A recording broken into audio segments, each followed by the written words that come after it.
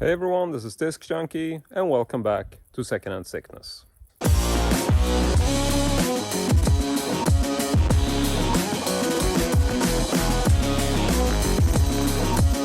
So today I spent the day at a car boot sale once again. Went to my regular car boot sale that I tend to go to on the weekends, and I made some really cool scores today, but and as usual, the heat was just exhausting, and quite honestly, I just didn't have the energy to shoot so much footage from the walk around. So yeah, we're just gonna jump right into the review and check out the find. So hopefully you're okay with this, because I really want to get out of this heat, to be honest. Okay, so today is going to be a bit of a mixed bag, and I know it's usually a mixed bag, but the reason why I'm saying this is because today is actually a day when I didn't just find stuff for me. I actually found a couple of stuff which is actually for a friend of mine. This is something I bought for Stefan. You probably know him as Mystifo, and I thought we would actually start with those things. And the first item, which I got purely for my friend, is actually this very, very small deck of cards. Now, I know that Stefan is generally a fan of cards, and he essentially collects cards to, certain extent. These aren't particularly interesting as far as, I showed these to him, sent him some pics, and he said that, they're not really collectible, but he thought that they were sort of a fun curiosity, primarily because of the size and, being as they're imported and stuff. So this is just a very small deck of cards. I believe they are from China, Japan, probably China, Hong Kong. I can't really read what this is, but I'm guessing it's Chinese. So just giving you a quick look at these. Maybe not too interesting, but I thought they were kind of cool just because they were very, very tiny. So apart from that, nothing too interesting about them. Not really a collectible by any means, like I said, and they didn't really cost me anything. I think the seller originally wanted something like 10 Swedish crowns, so that's like €1. And honestly, I don't know if they're even worth that.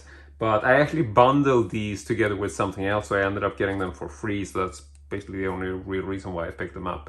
So we're gonna place these down, and you'll notice that the table is quite far away today. I actually have quite a distance between the stuff I'm filming and the table. And there's a specific reason for that, and that is because the next item, which is also something I purchased purely for Stefan's enjoyment, is actually quite a large box. And it's going to be difficult to film this if I'm not actually using this wider format on this video. So here is a box looking quite vintage. It actually has some really neat old labels on it. And this appears to be, some labels of Swedish origin. They have some Swedish cities labeled on them. And it's sort of hard to make out, but I'm guessing this would be a name as far as like who the original receiver or customer who acquired or purchased this item was, but I'm not really sure. It's sort of hard to tell.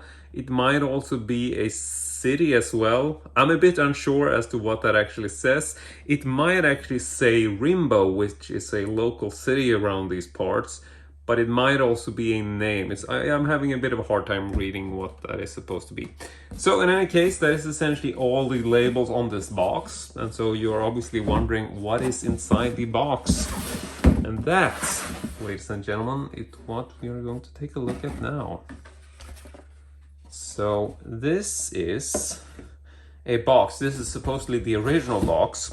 This is a box for quite a old, as far as I can tell, but still really, good shaped hat. And I'm no hat expert, but to me this looks to be in pretty good shape. It looks to be quite a,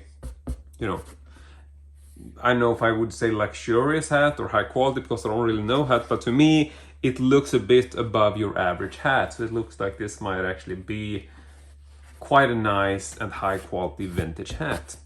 And so I showed some pics of this to Stefan. I'm not sure if he knows more about this. Checking the inside, you can see that it has a bit of a leather-like lining. I don't really know what material this is. It's got a bit of a marking there, it says TS.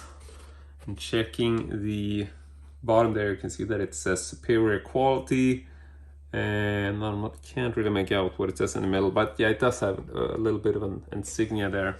So yeah, bought this hat, asked Stefan if he was interested, and he was.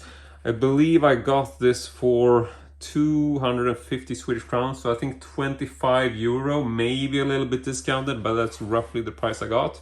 So this included the original box as well as actually a pair of gloves, which once again, I don't know if these gloves have any significance or any value to them.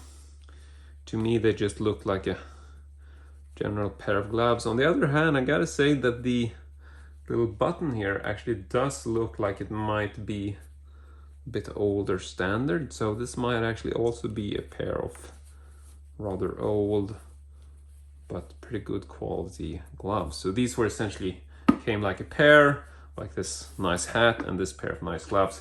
So the reason why I got these for Stefan in particular is because, maybe you know this already, but Stefan essentially does some work as a magician, and so I would say that he probably has a general interest in this purely from that aspect, as far as a interesting sort of historical artifact that is somewhat related to, you know, like magicians and high hats, and it's typical sort of memorabilia of that standard. Or that's what I'm assuming. I have no idea why he wanted this, but that's the reason why I saw this, and I felt like, you know, this is something that Stefan might enjoy. So this is actually taking quite a bit of space, so let's just take the hat out of the box for now, and we'll just leave it on the table for display purposes as I'm shooting the rest of the video. So there we go, we got a hat and a pair of gloves and a very small deck of cards. But let's continue. So aside from this, I also got some stuff for myself, which is nice, because quite honestly I prefer getting stuff for me, even though it's nice to give gifts to people. And so next up, I thought we would check out another item which is also a bit vintage, and this is essentially a book which I picked up at one of my regular acquaintances or connections at the flea market. This is a Swedish book by someone named Alexander Berante. I am not sure pronunciation or if he's Swedish. I would doubt it, probably is a translation. But the Swedish title is Att älska, men hur, which would translate as to make love, but how? And so this is essentially a educational book on lovemaking, I assume. There is a byline here which says a book of learning about love for weak moments or depressing moments. I don't know, it's a very strange byline. So in any case, this is a vintage book. Seems to be an educational book on making love.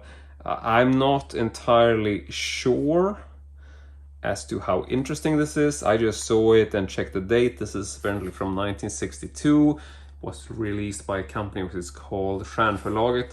I don't know anything about this, but you know, I just think it's interesting in terms of the sort of history of erotica in Sweden. I just like to pick up stuff like this, which has this sort of oddity factor to them. I mean, educational stuff about sexual history and stuff like that is things that I really just enjoy from a collecting standpoint, because I think it's usually quite entertaining. It's, you know, just really weird as to how sexuality and stuff like that has been viewed through the ages. And, you know, I mean, just the title itself, making love but how, it's just the whole topic of this is funny in its own right. So that's why I like to pick up stuff like this. So this was pretty cheap. I think I paid like maybe 5 or 10 Swedish crowns, so €1 at the most, I would say. So that is the next find of the day.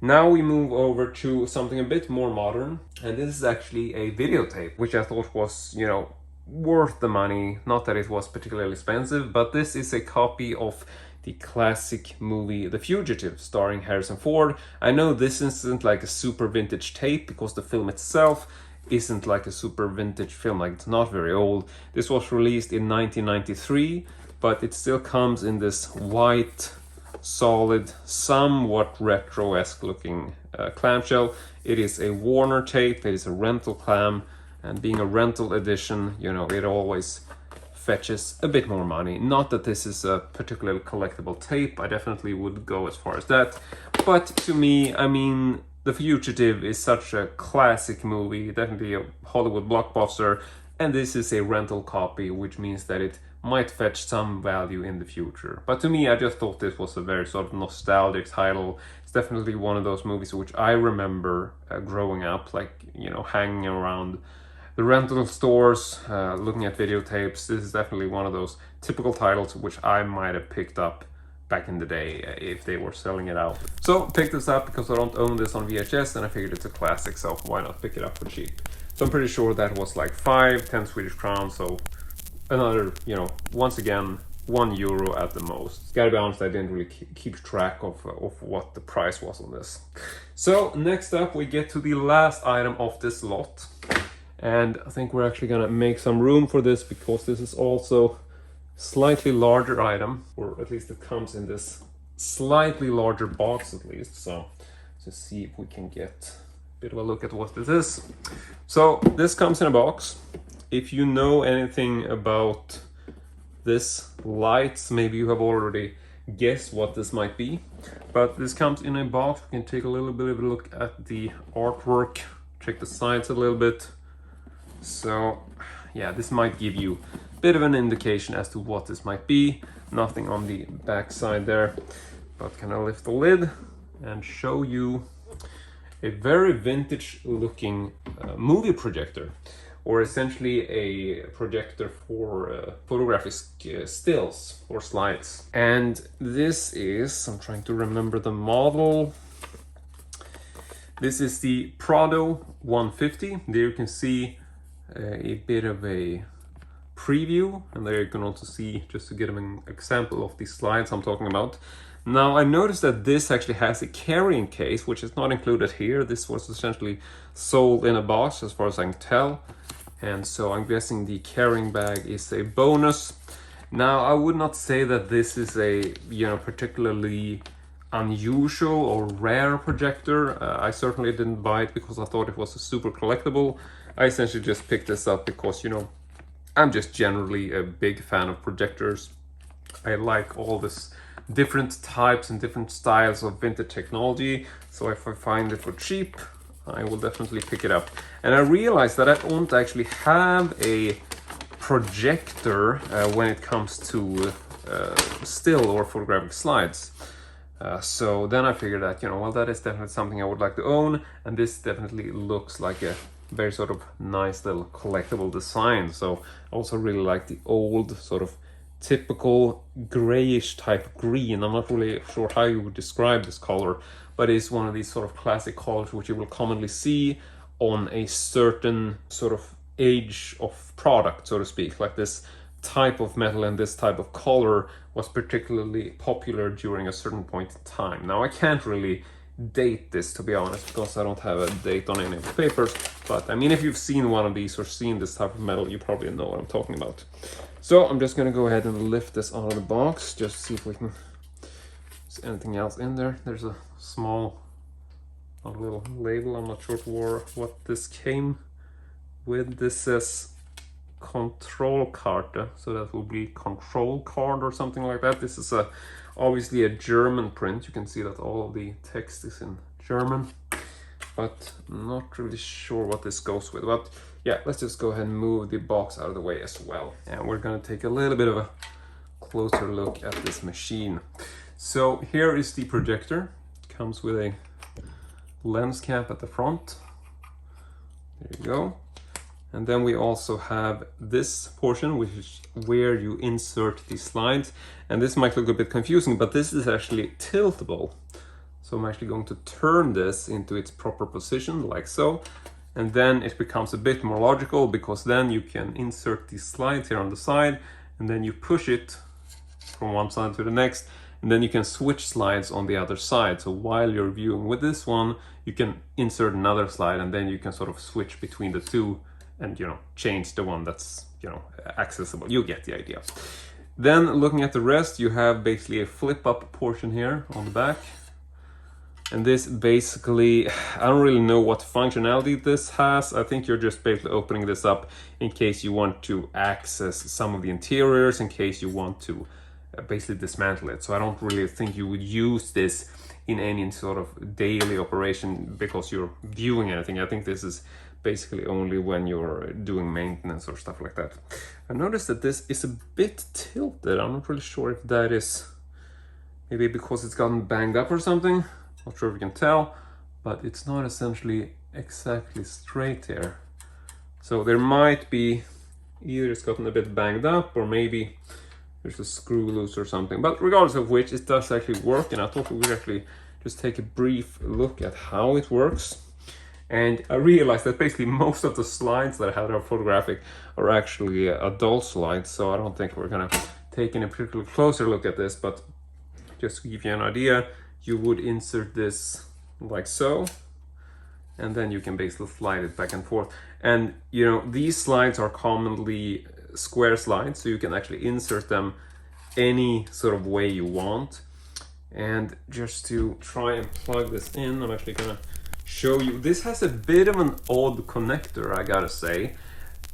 You know, the width of this is a standard width, but if you look closely, you'll realize that these sort of particular, which is like a standard that you see on some of these older connectors, at least in Europe, like a European standard, you'll see that these connectors actually have a small slit, which you can probably make out, and that is a sort of typical thing which I see on a lot of these older machines. And I will also say that it's quite unusual to see, at least in terms of modern standard, just the general shape of this connector is, you know, a bit more oval, whereas normal connectors, they would probably be a bit more rounded. And we can actually check this if I just bring out this electrical outlet here. You can see this is quite a round shape, which is very much a modern standard. And then we have this, which does fit in there, but it just looks a bit odd. So just to plug this in to show you, you can do that. Then we just basically have one of these little buttons on the back, one of these little flip switches, which I can actually just see if I can do this. I'm just gonna flip this like so, slide the slide over there, turn it on. And yeah, I'm not actually seeing anything because I have the lens cap on, so let's just when I remove that, you can see that there we actually have a projected image.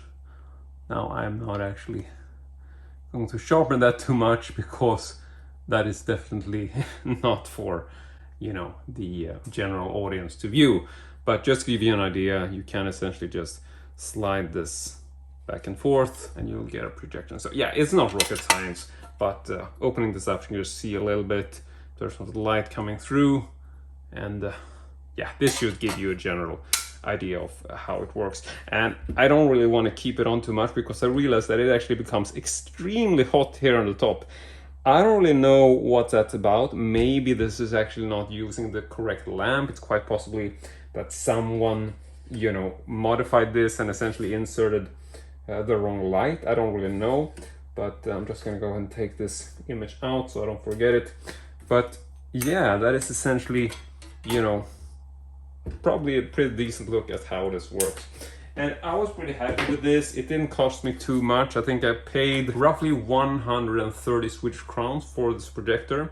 I'm not gonna swear that this is in good shape because, like I said, it's becoming extremely hot, and you can actually see that it almost appears like it's burnt here at the top. Now, I'm really sure, once again, my first guess would be that this probably has a light in it which is too strong, which is why this has so much heat coming out of it. Then again, it is an older machine, so maybe it was quite common to see this type of heat being generated. I don't really know, but that is definitely also a possibility. I'm going to twist this back into its regular position now, just so I can place it back in the box.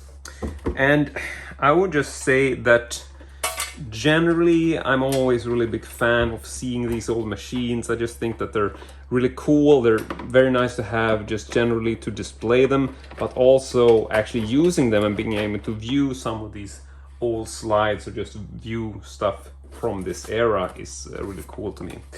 So let me just go ahead and try to place things sort of back in the box here to get a bit of a good ending image. But yeah, so without further ado, just try to summarize. We got the hat, got a couple of gloves there on the side, trying to place them fairly nicely.